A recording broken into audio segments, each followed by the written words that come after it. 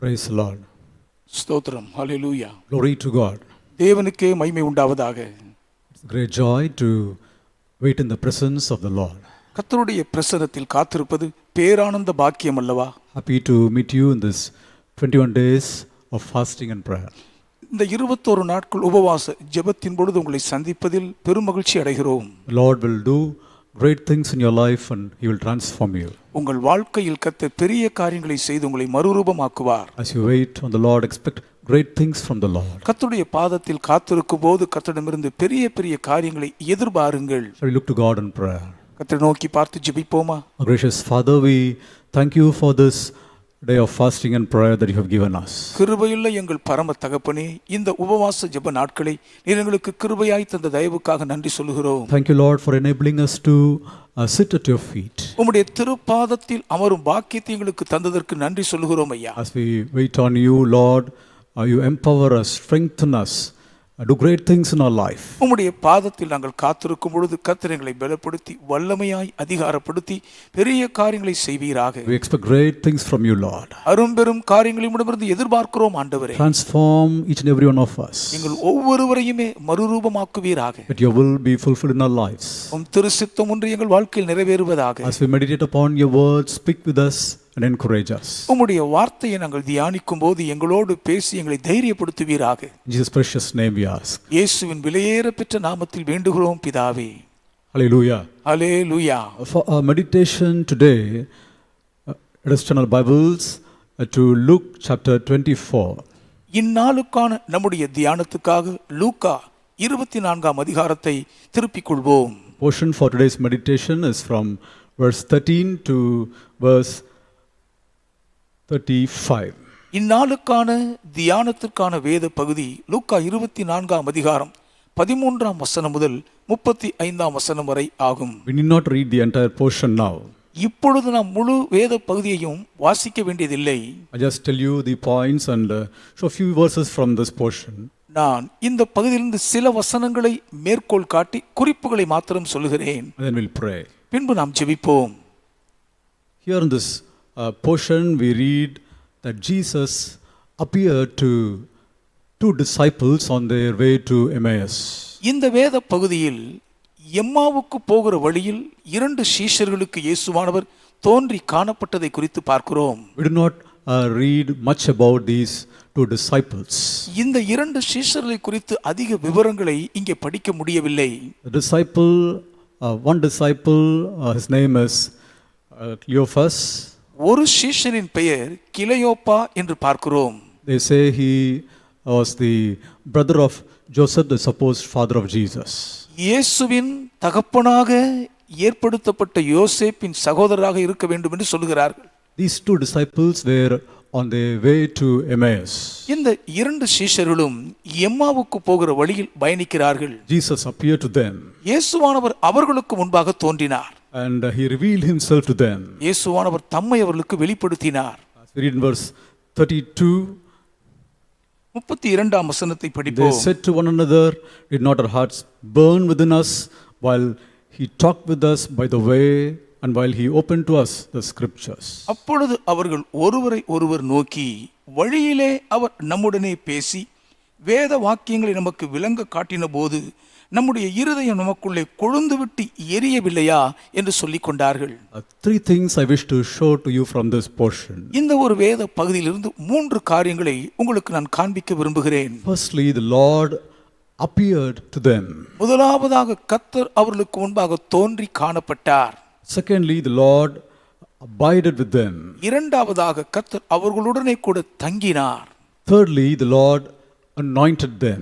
மூன்றாவதாக கர்த்தர் அவர்களை அபிஷேகித்தார். The Lord appeared to them. கர்த்தர் அவர்களுக்கு தோன்றினார். The Lord abided with them. கர்த்தர் அவர்களோடு கூட தங்கி இருந்தார். And the Lord anointed them. கர்த்தர் அவர்களை அபிஷேகம் பண்ணினார். Let's read verse 15, 16 and 17. 15, 16, 17 வசனங்களை படிப்போம். And they talked together of all these things which had happened, and came to pass that while they communed together and reasoned, Jesus himself drew near and went with them.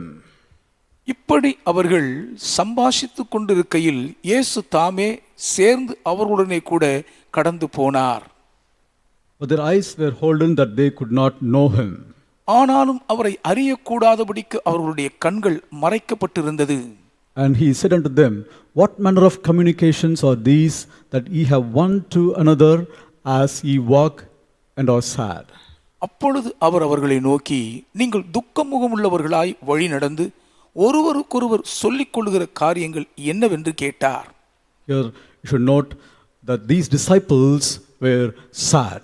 இந்த சீஷர்கள் துக்கமுகமுள்ளவர்களாய் இருந்தார்கள் என்பதை கவனிக்க வேண்டும். Even this morning, maybe some of you are sad. இந்த காலை நேரத்திலும் உங்களில் சிலர் துக்கத்தோடு இருக்கக்கூடும். And Jesus knows it, and he has come near you. இயேசுவானவர் அதை அறிந்தவராய் உங்கள் அருகில் நெருங்கி வந்திருக்கிறார். When his disciples and his children are sad, sorrowful, the Lord notices it and he comes near them. இயேசுவின் சீஷர்களும் அவருடைய பிள்ளைகளும் துயரப்பட்டு துக்கமாய் இருக்கும் நேரத்தில் ஆண்டவர் அதை அறிந்து உடனே அவர்கள் அருகில் நெருங்கி வந்து விடுகிறார். The Lord is near to them that are of a contrite heart. இருதயம் நொறுங்குண்டவர்களுக்கு கர்த்தர் சமீபமாய் இருக்கிறாரே. And here we know what is the cause of their sadness. இவர்கள் துக்கமாய் இருப்பதற்கான காரணம் என்னவென்று இங்கே நாம் அறிந்திருக்கிறோம். Jesus asked them.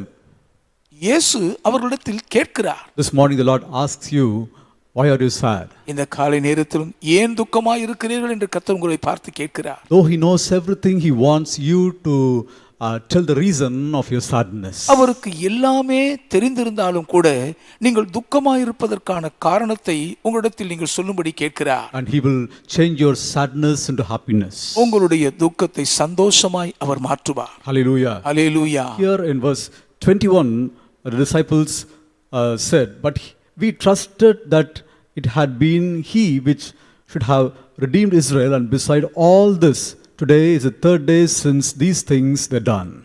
21ஆம் வசனத்தில் பார்க்கிறோம், அவரே இஸ்ரவேலை மீட்டு ரட்சிப்பவர் என்று நாங்கள் நம்பி இருந்தோம். இவைகள் சம்பவித்து என்று 3 நாளாகிறது. We trusted that he would redeem Israel. அவர் இஸ்ரவேலை மீட்டு ரட்சிப்பார் என்று நாங்கள் நம்பி இருந்தோம். But he was crucified. ஆனால் அவரோ சிலுவையில் அறையப்பட்டு விட்டார். Their trust, their hope was buried. அவர்களுடைய நம்பிக்கையும் பற்றுறுதியும் புதைக்கப்பட்டு போய்விட்டது. Their hopes were buried 3 days ago.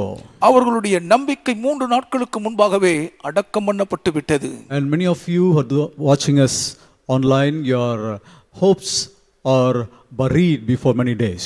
இணைய வாயிலாக பார்த்து கொண்டிருக்கும் உங்களில் அநேகருடைய நம்பிக்கையும் வெகு நாட்களுக்கு முன்பாகவே புதைக்கப்பட்டு அடக்கம் பண்ணப்பட்டு விட்டு இருக்கிறது. And that is the cause of the sadness that you have in you. அதுதான் உங்களுக்குள் நீங்கள் துக்கமாய் இருப்பதற்கான காரணமாய் இருக்கிறது. This morning the Lord is here in this place.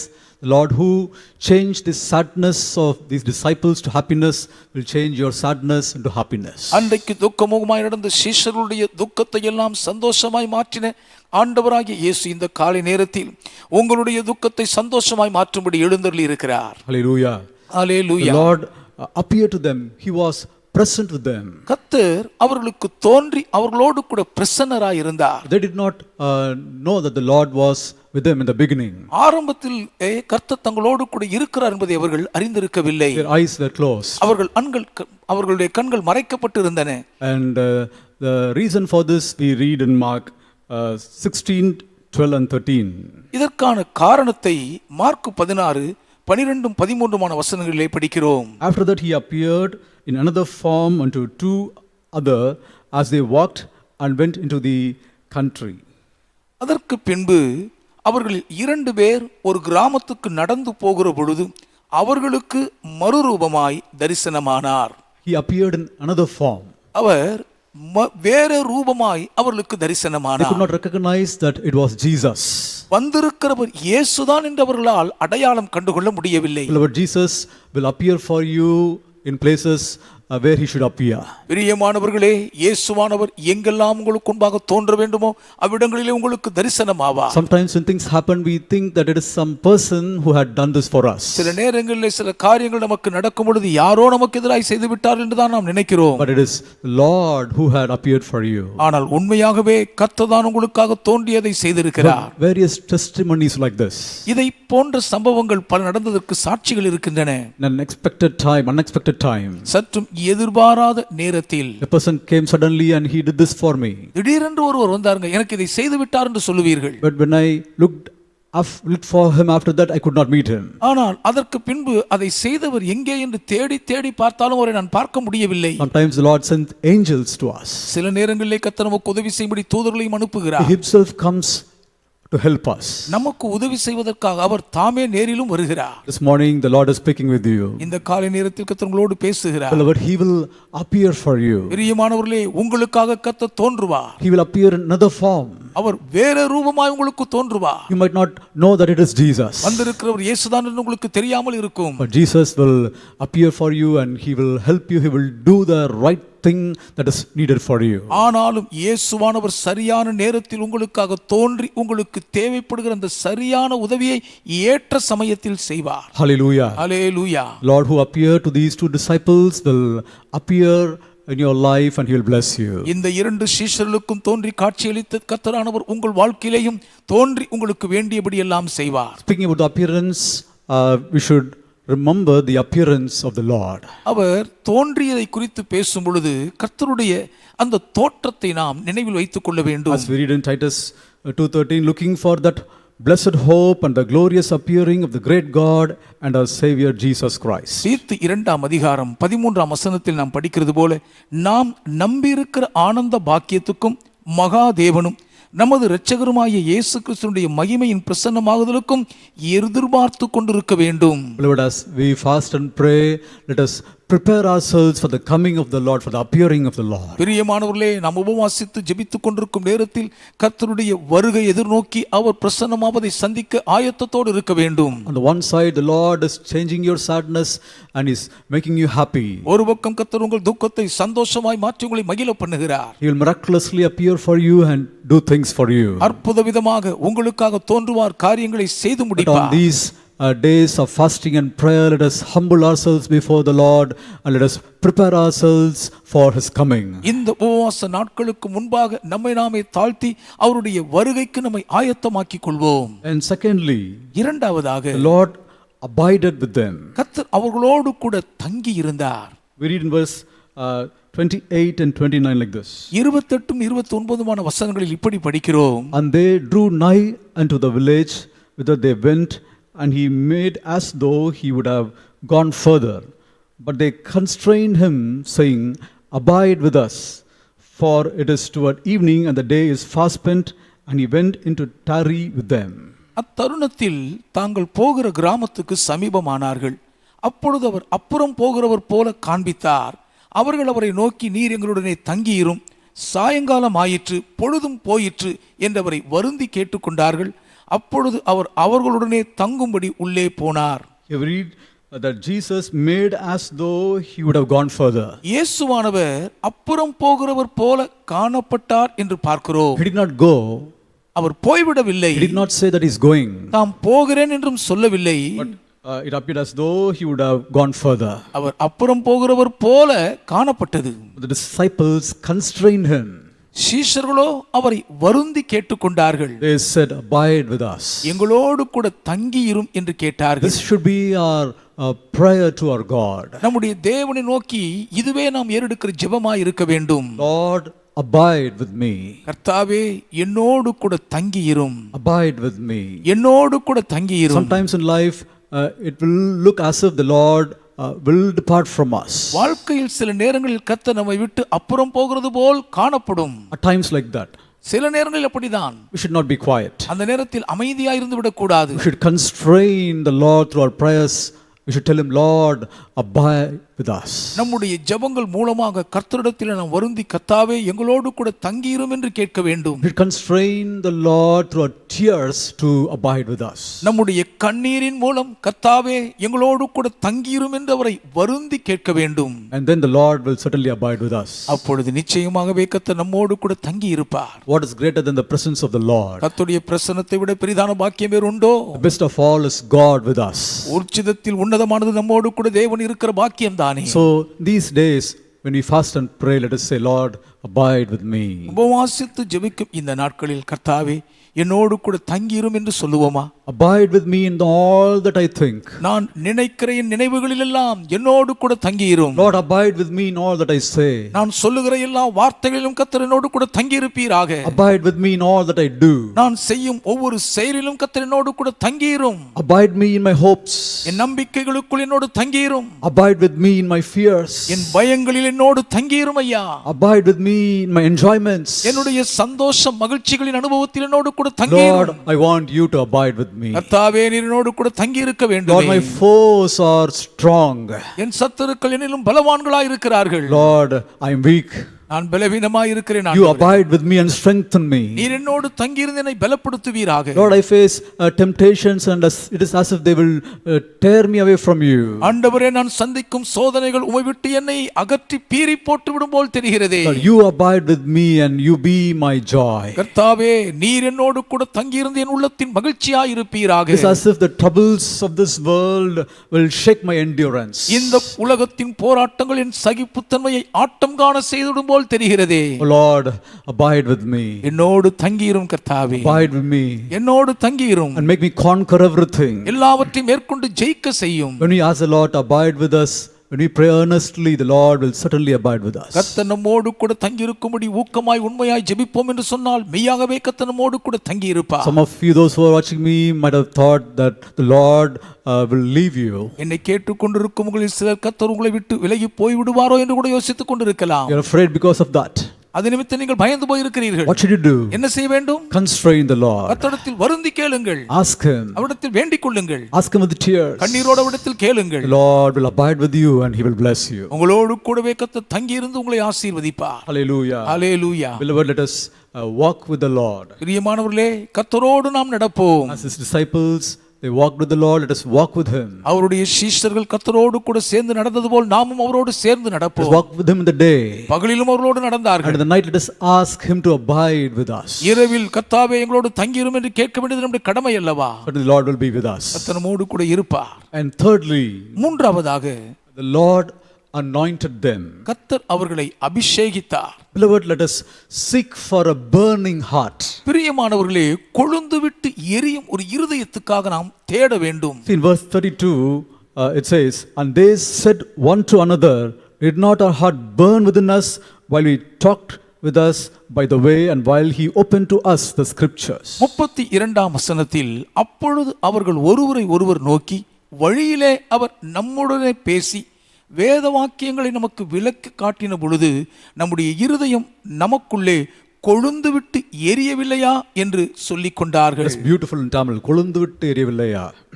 தமிழில் அருமையா இருக்கிறது பாருங்கள். And our heart should be burning with the love of God. தேவனுடைய அன்பினால் நம்முடைய இருதயம் கொழுந்து விட்டு எரிய வேண்டும். And what is the reason for their heart to burn? அவர்கள் இருதயம் இப்படி கொழுந்து விட்டு எரிவதற்கான காரணம் என்ன? They say, while He talked with us by the way. வழியிலே அவர் நம்முடனே பேசுகையில். See the power of the word of the Lord Jesus. கர்த்தராகிய இயேசுவானவரின் வார்த்தையின் வல்லமையின் வீரியத்தை பாருங்கள். We too need this power. நமக்கும் கூட இந்த வல்லமை தேவை அல்லவா? When we speak to people, when we preach to others, நமக்களோடு பேசி மற்றவர்களுக்கு பிரசங்கம் பண்ணும் போதெல்லாம் we want their hearts to burn with the love of God. அவர்களுடைய இருதயம் தேவனுடைய அன்பினால் கொழுந்து விட்டு எரிய வேண்டும் என்று And விரும்புகிறோம். for this, firstly, our heart should burn with the holy fire. அப்படி என்றால் இதற்கு முதலாவது நம்முடைய இருதயம் அந்த பரிசுத்த அக்கினியினால் கொழுந்து விட்டு எரிய வேண்டுமே. Especially for preachers who preach the word of God. பொதுவாகவே கர்த்தருடைய வார்த்தையை பிரசங்கிக்கும் பிரசங்கியார்களுக்கு Should know heart speaks to the heart. இருதயம் இருதயத்தோடு பேசும் என்பதை அறிந்திருக்க If our வேண்டும். words just proceed from our lips, வெறும் உதடுகளிலிருந்து வார்த்தைகள் மட்டும் தான் புறப்படுகின்றன. they'll only reach our others' ears. அது வெறும் காதுகளை மட்டும் தான் போய் அடையும். But it comes from our heart. ஆனால் இருதயத்துக்குள்ளிருந்து புறப்பட்டு வருமேயானால் It reaches the heart. அது இருதயத்தை போய் சந்திக்கும். Let's ask God to fill us with this holy fire. கர்த்தாவே, இந்த உம்முடைய பரிசுத்தமான அக்கினியினால் என்னை நிரப்பும் என்று கேட்போமே. It is the desire of Jesus that we should be filled with this fire. அவருடைய அக்கினியினால் நாம் நிரப்பப்பட்டிருக்க வேண்டும் என்பது இயேசுவினுடைய வாஞ்சையும் விருப்பமுமாய் இருக்கிறது. Jesus himself says in Luke chapter 12 verse 49 and 50. லூக்கா 12ஆம் அதிகாரத்தின் 49 50 வசனங்களில் இயேசுவானவரே திருவாய் மலர்கிறார். I'm come to send fire on the earth, and what will I if it be already kindled? நான் பூமியின் மேல் அக்கினியை போட வந்தேன், அது ஏற்கனவே பற்றி எரிகிறதே. But I have a baptism to be baptized with, and how am I straightened till it be accomplished? நான் மூழ்க வேண்டிய ஒரு ஸ்நானம் இருக்கிறது, அதை அடைவதற்காக நான் ஏங்குகிறேன் என்று சொல்கிறார். He declares that it is his desire to see this fire lighted up in the hearts of people. தேவனுடைய அக்கினி ஜனங்களுடைய இருதயத்துக்குள்ளாக பற்றி எரிய வைக்கப்பட்டு கொழுந்து விட்டு எரிகிறதை காண ஆசையா ஏங்குகிறார். For this he says, இதற்காக தான் அவர் சொல்லுகிறார், I have a baptism to be baptized. நான் முழுக வேண்டிய ஒரு ஸ்நானம் இருக்கிறது என்கிறார். He was speaking about the baptism of blood, his own death. தம்முடைய சொந்த திரு ரத்தத்திலே தாம் குளிக்க போகிற அந்த சிலுவை மரணத்தை அல்லவா ஸ்நானம் என்று And he குறிப்பிடுகிறார். says, how am I straightened till it be accomplished? அதை அடைந்து தீருமறு நான் எவ்வளவாய் பிரயாசப்பட்டு போராடுகிறேன் என்கிறார். This shows the longing of Jesus to die for his people. தம்முடைய ஜனங்களுக்காக மரிப்பதற்கு இயேசுவுக்குள் இருக்கும் ஏக்க விருப்பத்தை அல்லவா அது காண்பிக்கிறது. During his whole life, he ardently longed for the day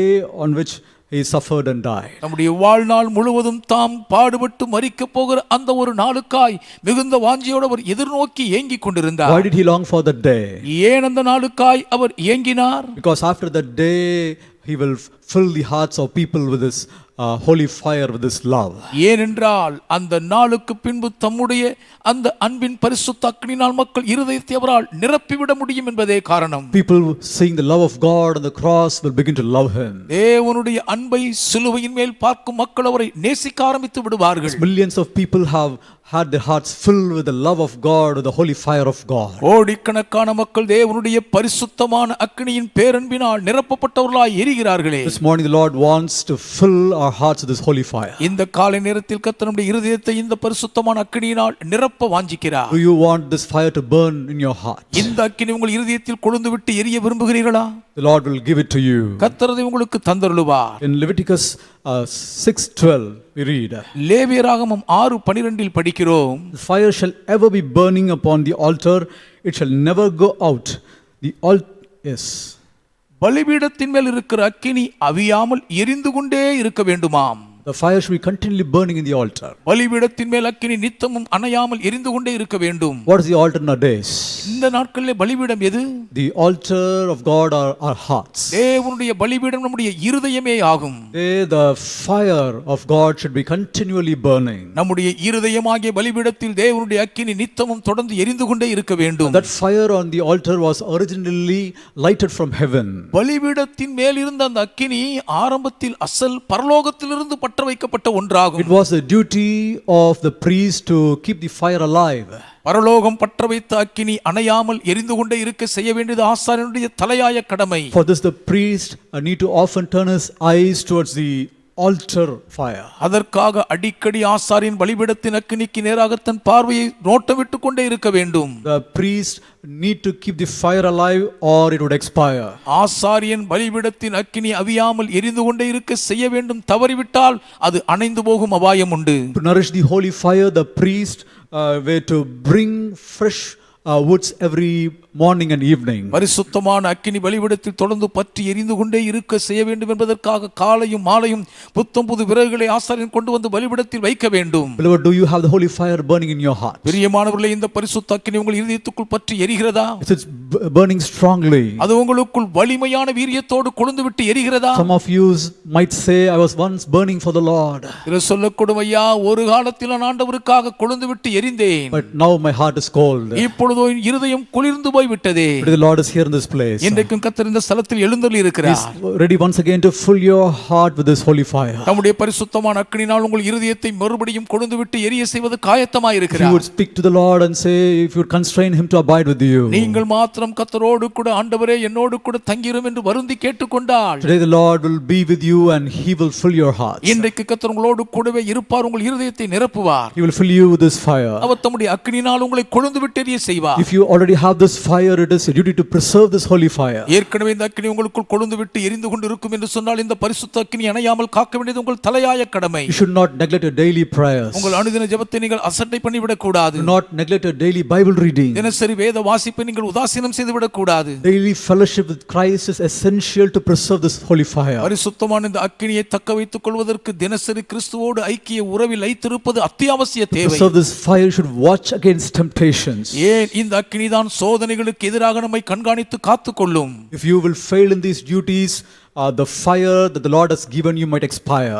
இந்த தலையாய கடமைகளில் நீங்கள் தவறி போனால் கர்த்தர் நமக்கு கொடுத்த இந்த பரிசுத்தமான அக்கினி காலாவதியாகி போகும் அபாயம் உண்டு. Every morning, just like the priests bring wood to the fire. காலைதோறும் ஆசாரியன் அந்த பலிபீடத்தின் அக்கினியிலே விறகை கொண்டு வந்து போடுவது போலவே. Hallelujah. The hallelujah. Lord will fill you with a fresh anointing this morning. இந்த காலை நேரத்தில் ஒரு புதிய அபிஷேகத்தால் கர்த்தர் உங்களை அபிஷேகிப்பார். If you will only look to the face of the Lord, நீங்கள் மட்டும் கர்த்தரின் முகத்தை நோக்கி பார்க்க கூடும் என்றால் He is here to bless you with this anointing. இந்த அபிஷேகத்தால் உங்களை ஆசீர்வதிக்க அவர் எழுந்தருளி இருக்கிறார். D.L. Moody said this. D.L. மூடி அவர்கள் இதை சொன்னார்கள். It is his own personal experience. அவருடைய தனிப்பட்ட சொந்த அனுபவத்திலிருந்து சொல்லுகிறார்கள். And he was a man who worked hard to prepare his sermons. தன்னுடைய பிரசங்கத்தை ஆயத்தப்படுத்துவதற்காக கடினமாய் பிரயாசப்பட்டு முயற்சி எடுத்த ஒரு மனிதர் அவர். And he was preaching there in Chicago. Chicago மாகாணத்தில் அவர் பிரசங்கித்துக் கொண்டிருக்கிறார். And he worked hard, very hard than ever to prepare his sermons. ஒரு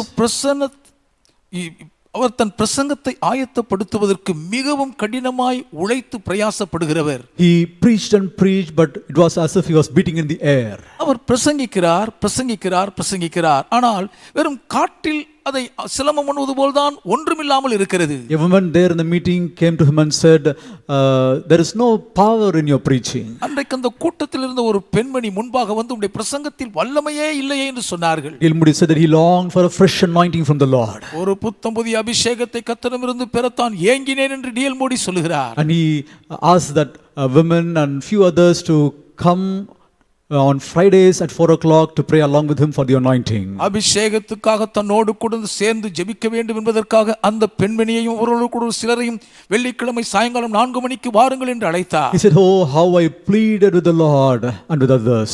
நான் கர்த்தரிடமும் மற்றவரிடமும் எவ்வளவாய் மன்றாடி கெஞ்சினேன் தெரியுமா என்று சொல்கிறார். For the fresh anointing from the Lord. கர்த்தரிடத்திலிருந்து ஒரு புத்தம் புதிய அபிஷேகத்துக்காய் கதறினேன். After this he says that he went to New York.